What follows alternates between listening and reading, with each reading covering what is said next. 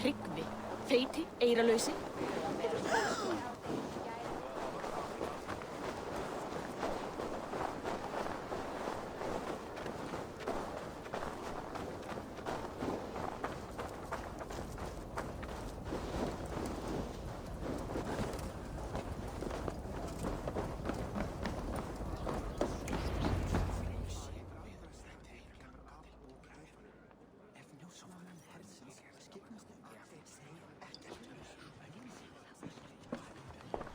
Tell me Gorm still lives, Eivor. It pains me to say. He does. Thank you. His day will come. Oh, gods. I hate long speeches. Only when you're not giving them. Many of you knew my father, Halfdan the Black. A great man who achieved great things. They buried Halfdan's leg near our temple. The crops have never grown tall. They buried his arse near ours, and we get nothing but a muddy river. I dream of something greater. A vast kingdom of warriors in numbers the world has never seen. United under one king, one rule. Too much blood has been spilled fighting one another. Today, we unify. And turn our blades outward to conquer new lands. And who better to lead us to glory than me? I was blooded before the age of 10, and I led the greatest army Norway has ever seen. But they say a wise king seeks honest counsel, so I ask, who among you rejects this new arrangement? I am not your enemy, King Harald, but I will not be your subject. Tomorrow we sail for greener shores, and so my kingdom is yours. This saddens me, noble Hjor. And does your wife agree? Is she not tired of limping ever westward? My husband and I are as one in this, Lord. We do not limp together. We fly. I'm sad to lose a woman of your spirit, Ljuvina. But I hold no grudge. May the fates grant you good luck. My king, I offer you my axe and my oath, ironclad. Gorm Kjotveson, you dare show your face in this hall. Did not King Styrbjörn and his son Sigurd rid our lands of your foulness? The Raven clan dishonored me, great king. They poisoned my father, Kjotve. They made a mockery of his honorable death. Background! You lie! Hold, Eivor. Let it play out. This is a serious charge, Gorm, and a false one at that. My uncle saw your father die. Eivor Wolf-Kissed, you are Kjotve's slayer. This man has slandered your clan. What shall I do with him?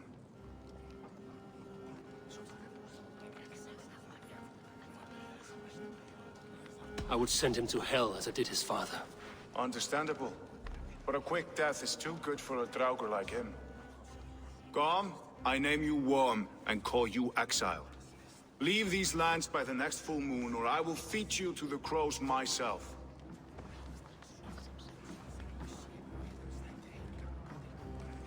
King Harald, may I speak? The floor is yours, King Styrbjörn. My people have held our land since the days when Odin himself walked among us. My kingdom is humble, but we have paid for it in blood. Our victory over Kjotve is proof that we will not lay down without a fight. All here have buried friends, brothers and sisters, sons and daughters. And I, for one, have had my fill of death. Let those who seek war look beyond our shores. If King Harold brings peace, then I am happy to bend my knee to him. What? What in hell's name are you doing, father? Securing a lasting peace, Sigurd.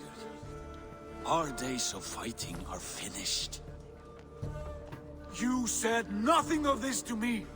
Not a word. And I will not yield a title that should be mine by right. Then war will continue. Men will die, villages will burn, you foolish boy. This is our only way towards true peace. You will die a thrall. You drink-addled cow. Alone and toothless in a bed of straw. Forgive my son. He is ruled by his emotions.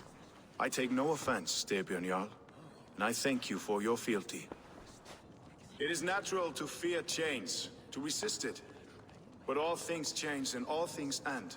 The lessons of Ragnarök are clear. We will speak again soon.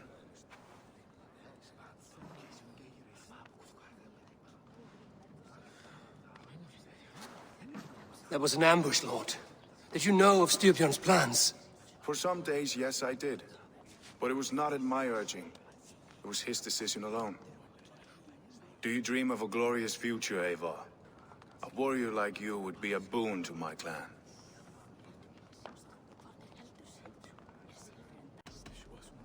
All I know of fate is that its pattern is unknowable. I do not worry beyond that fact. I wish I understood you better. For those I do not understand, I do not trust, and I cannot stomach a lack of trust. You have nothing to fear from me, King Harold. My loyalty lies with my brother Sigurd, and I bear you no ill will. Then know that if you stay in Norway, both you and your brother must serve under me. Take tomorrow to think on this. But let us leave these matters for another time. Tonight, we will eat and drink like gods and wake in a kingdom made new.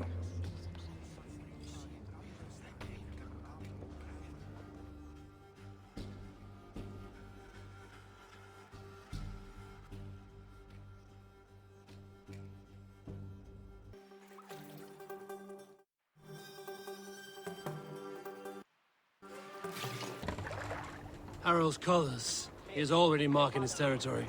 Okay. Gods, he's spraying like a horny pup. Harold may be young, but he's clever. Do not underestimate him. He came of age very quickly.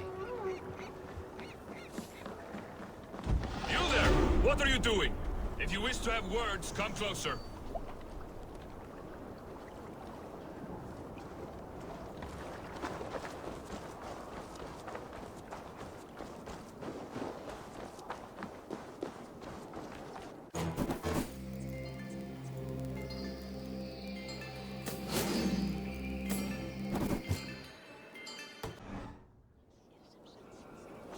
I have not had a win all day.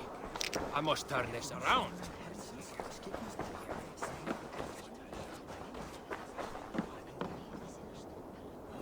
It's Eivor. Open the door. Come in. Keep your voice down. We will alert Harald's men. Where will we live? The English will fight back.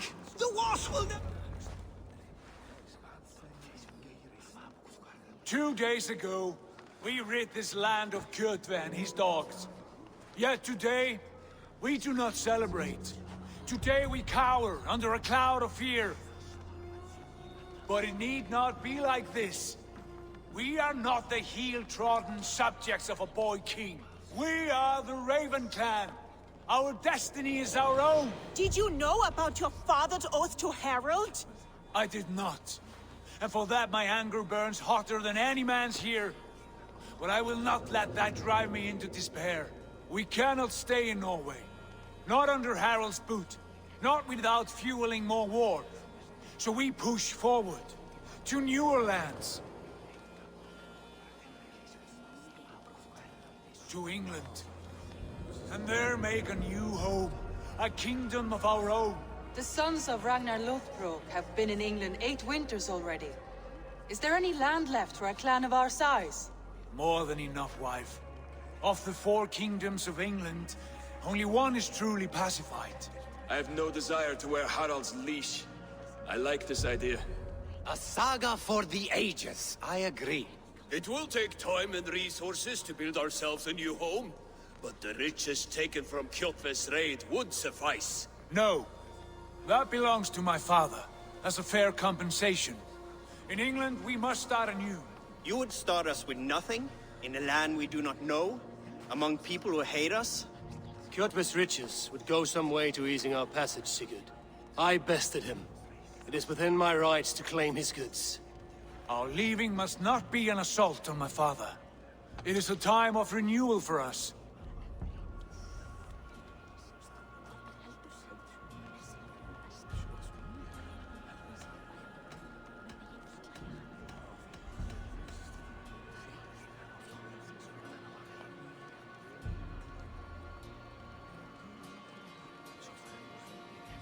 If we go, we will need all the help we can get. I say we take Kjotve's spoils for our own. I abhor such theft. But if this is what it takes to sway you to my cause, I accept. Styrbjörn will prosper by the generosity of his new king. Kjotve's goods belong to us. To England then, before the day is out. Pack what you need, but no more than that. And tighten your lips. The last thing we need is the attention of Harald's troops.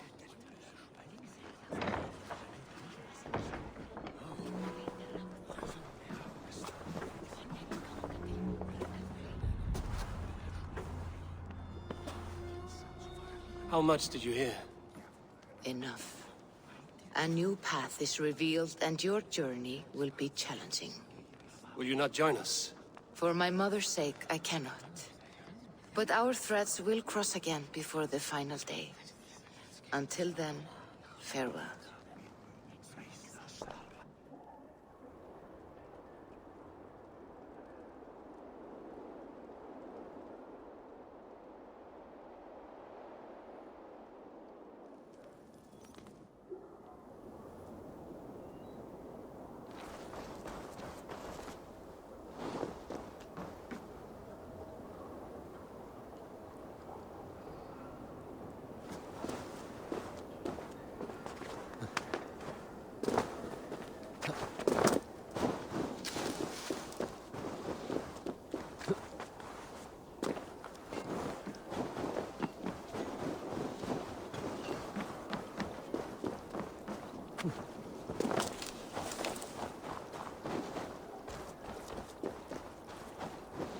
I don't like the way those soldiers watch me. I find it flattering. You think one will marry you and carry you off to the capital?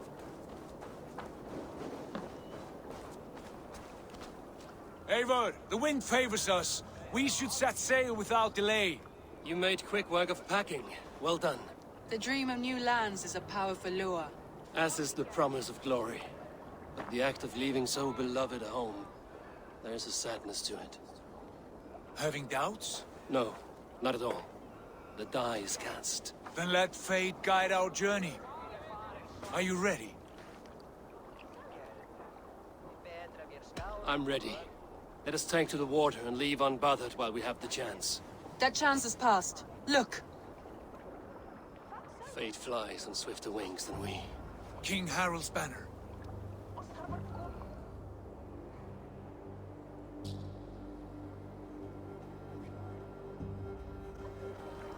Sigurd, what is this assembly? What are you planning? An exit, father. As graceful as I can. For if I cannot be king in the land of my birth, I will start a new saga. In England. Nonsense. Your place is here, son, at my side. There will be other victories soon. Other glories. My choice is made, father. Do not hope otherwise. There's nothing for me here. I must go make my name in the world.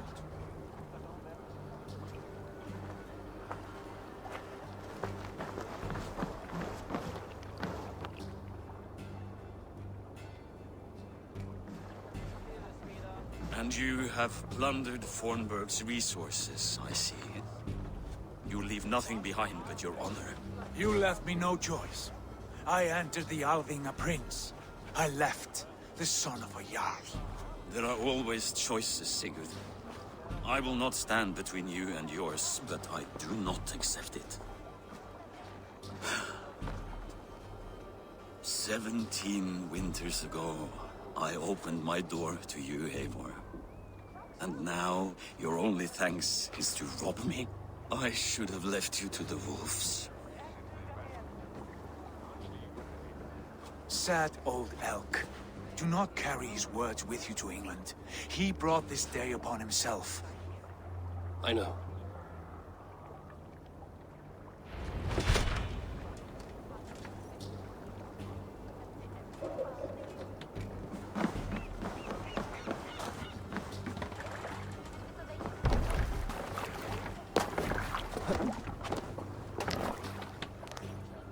The time for tears is over, you weeping sacks of wool! Put some muscle into those pools! Ration your strength, dog. We have an ocean to cross.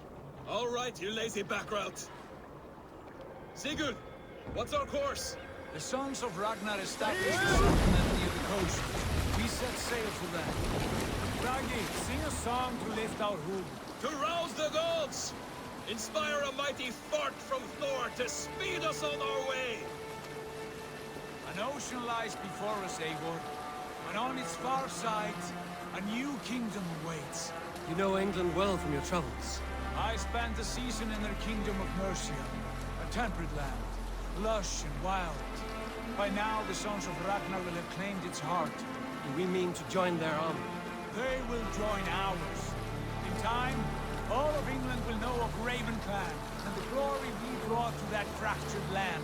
So to England! Glory and destiny! To England! To England! For Valhalla!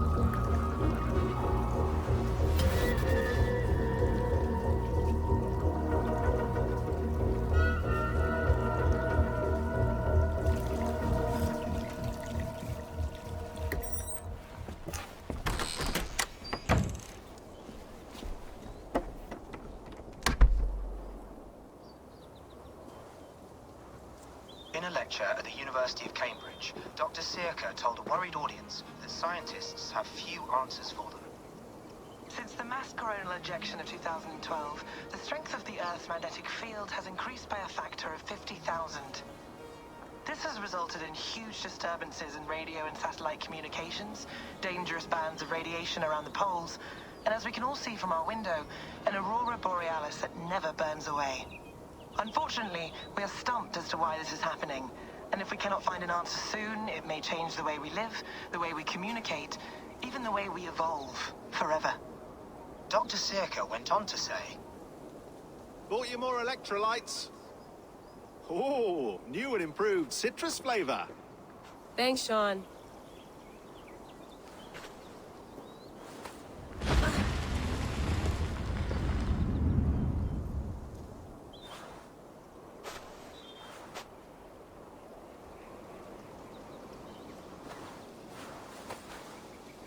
How do we fix this? How are you the key to everything?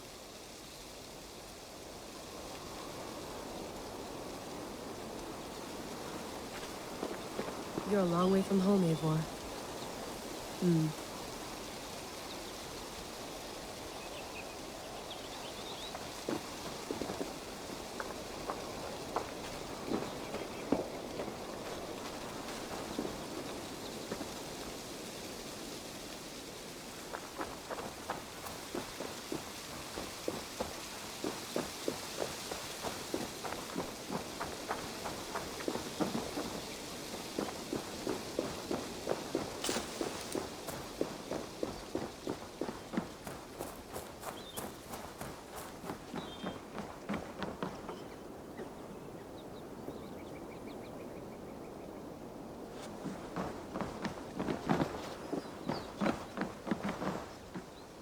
It's beautiful.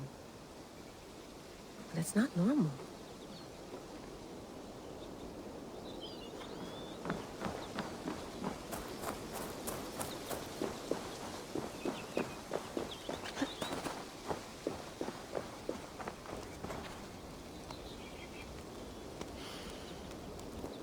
I should do this more often. Relaxing.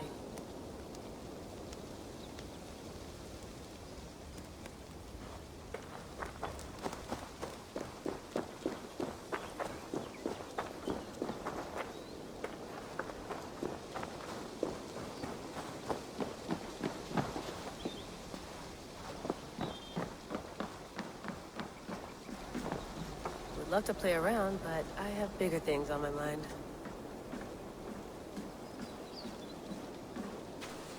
Did you get my tea? Some quality stuff here.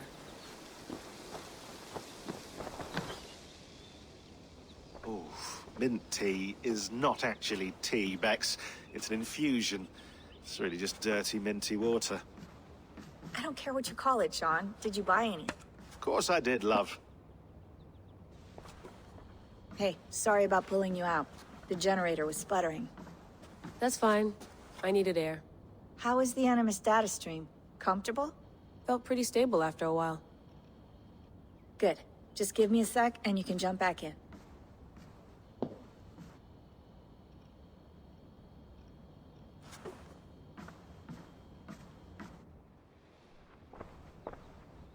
Another satellite came down. Did you see? I did. One of Abstergo's. That's good. Well, most of North America just lost its GPS service, so depends what you mean by good, really. Right. Even when we win, we lose. Okay, we're all set. Whenever you're ready, you can jump back in.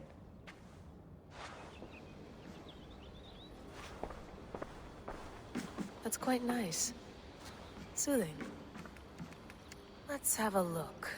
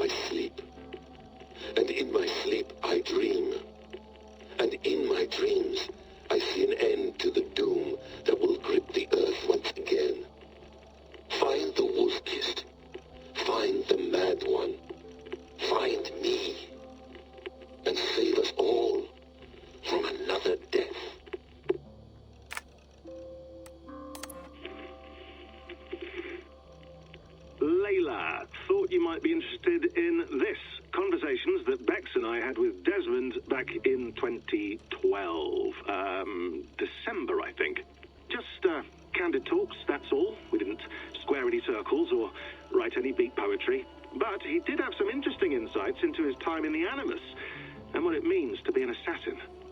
Anyway, have a listen. You might find you and he had similar experiences, so, well, let me know what you think. Unless it's to tell me I sound like a total prat in these recordings. If that's the case, just say nothing. I mean, I did have a slight cold at the time I recorded these. That's probably why I sound odd. Anyway, okay, I'm done anyway, so turn off. Turn off. Oh, it's actually just a button. Sorry, here we go.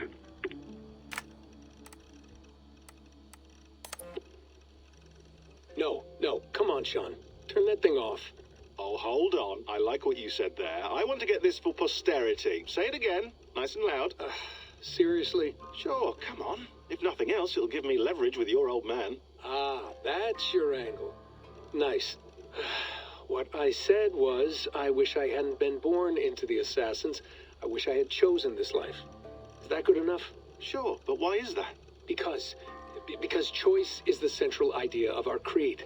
It underpins everything, right? It's about free will. It's about seeing the evidence before you and saying, yes, this is what I want. Or, no, this isn't for me. But when you're born into a group like this, or any other, like I was, you get mixed signals. You get told over and over again, this is what we believe. These are the rules. This is reality. No deviation. And if you question it, oh, they look at you like you killed a puppy. That's hardly free will. It's a weird irony when free will is your central belief, but nobody wants you to believe otherwise. I don't know how to say it exactly, but I always thought there was something self-destructive about our creed. If free will is the most important moral guidepost we have, we should be free to ignore it. To choose submission, for example. You know what I mean? Like, we should be free to side with the Templars. If it's really my choice, I could do that. Right. It's almost self-refuting. A democracy could democratically elect a dictator or choose to get rid of democracy altogether. Within our creed is the seed of its own destruction. That's what makes it powerful, I think. And fragile. Right. The more freedom you have, the more risky it is, you know? Anyway, my dad has mellowed over the years, but he was strict when we lived on the farm. He ran a tight ship. I never got the impression that I was free to choose my path forward. Our creed, our tenets, they were drilled into my head. By the time I was a teenager, I was following these rules out of a sense of duty. This was just what we did. That happens to a lot of organizations over time. A stagnation sets in, you know? A fundamentalism. Yeah. Following the rules becomes more important than achieving whatever goal you set out for yourself. And people start to lose sight of the reason the rules exist. That's called deontology, or a form of it. Following a rule for its own sake and not for the consequences it has. Yeah, but that feels backwards, doesn't it? Well, I think so. Following a rule is the easy part. Praying, taking a sip of wine, munching on a wafer. Rituals that give comfort. But that's just going through the motions. It makes people feel like they're doing something. When the hard work is, well, actually getting off your ass and doing something productive. I think people just want boundaries. Tight boundaries. They want to see the four walls that pen them in. I don't disagree. Anything outside that, anything that makes life more complex, that's scary. That's why I envy you. You chose this life. You went through that process, and you decided, yes, I believe in this. Sure. It didn't stop me from being an insufferable know-it-all as a teenager, but I see your point. I would have loved to have been a know-it-all. I knew nothing. Not until you guys found me. Yeah. It wasn't until I met you, and Bex and Lucy, that I knew. I knew I wanted to be an assassin. Oh, thanks, Des. Come here. Bring it in, bud. I don't normally like touching, but I'll make an exception now. I am not hugging you. You sure? Because I smell very nice today. Can you just turn that off?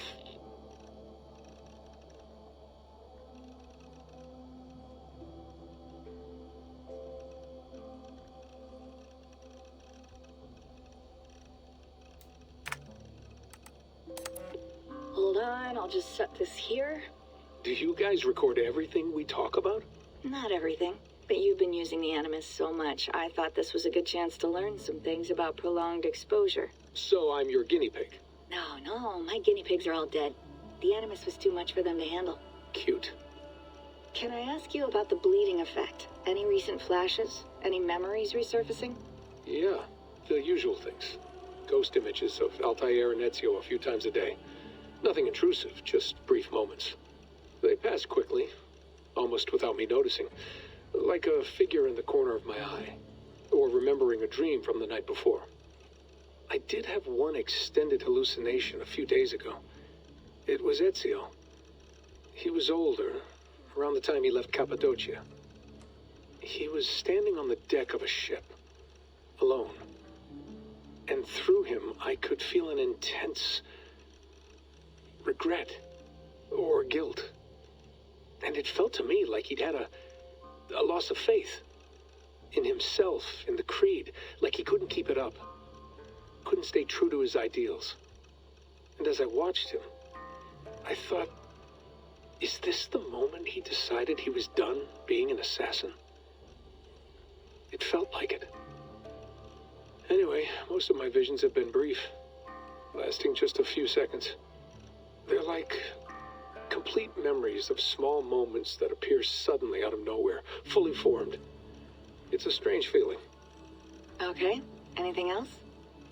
I'm starting to see Connor now, too. Though I hear his voice more often than I see him. I'm sure that will change. Oh, yeah, and yesterday, just before bed, I had a memory of being on a beach in the Caribbean with a bunch of sailors. Or maybe they were pirates.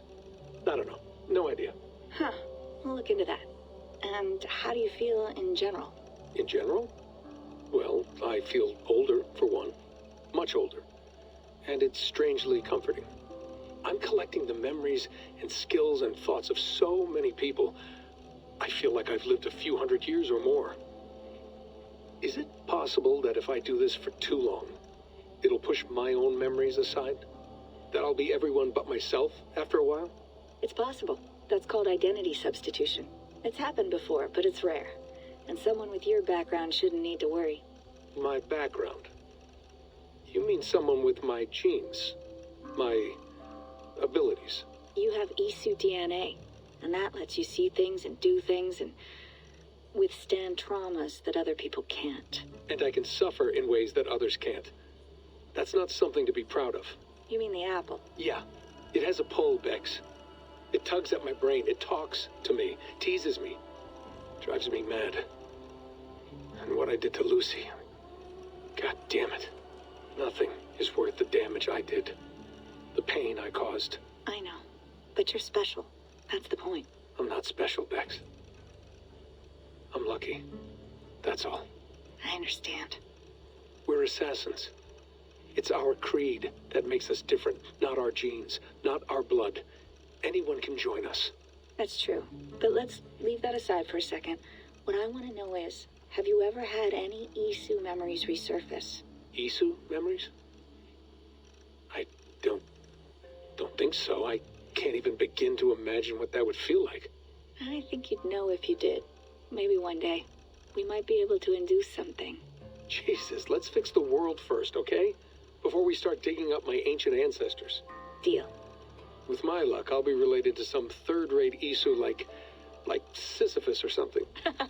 Way to aim high, buddy. Hey, you gotta.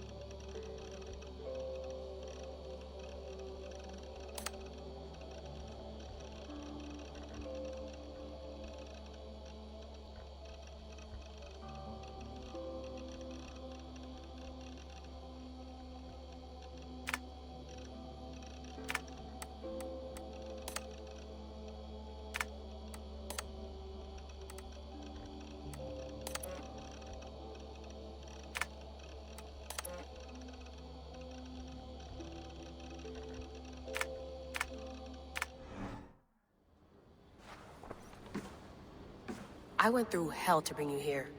It had better be worth it. You mind if I put some music on? Go for it. Cool.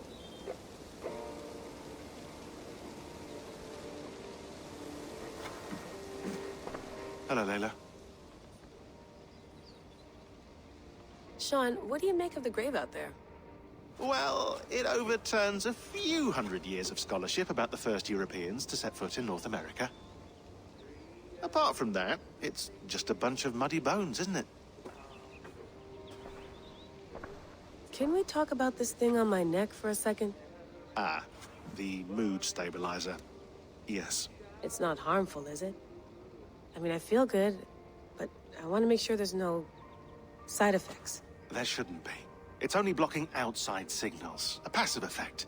So the staff doesn't, you know, mess with you.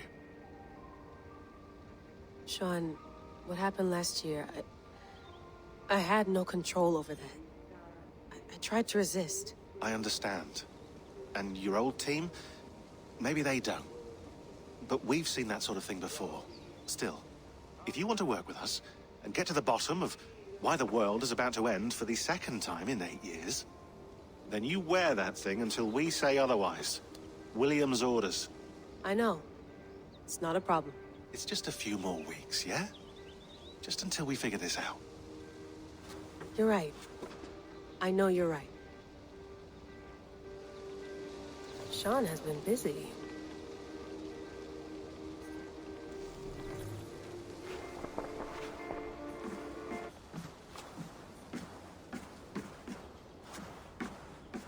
You gonna put this in the fridge, Sean?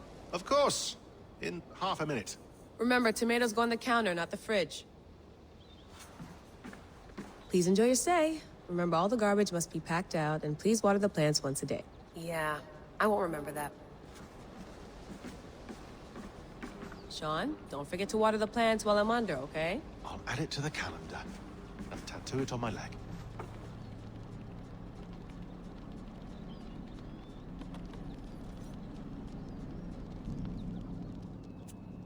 All right, time to go. Norway to England takes about a week by long ship, so I'll scrub ahead.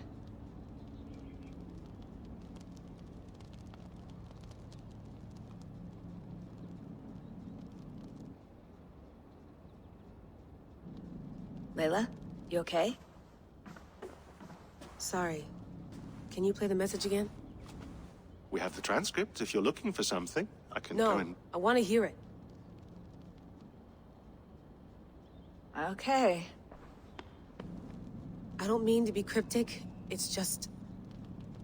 that message led us here. To this place. To a Norse grave in North America. So those bones out there are the only lead we have. Our only chance at fixing this planet before it's too late. Here it is. I lived, I died, and now I sleep. And in my sleep I dream. And in my dreams, I see an end to the doom that will grip the earth once again. Find the wolf-kissed. Find the mad one. Find me. And save us all from another death. Unsettling, that is. That pulse in the message. Are you sure it's just coordinates? Nothing else? Nothing I can find. Okay, I'm ready. Here we go.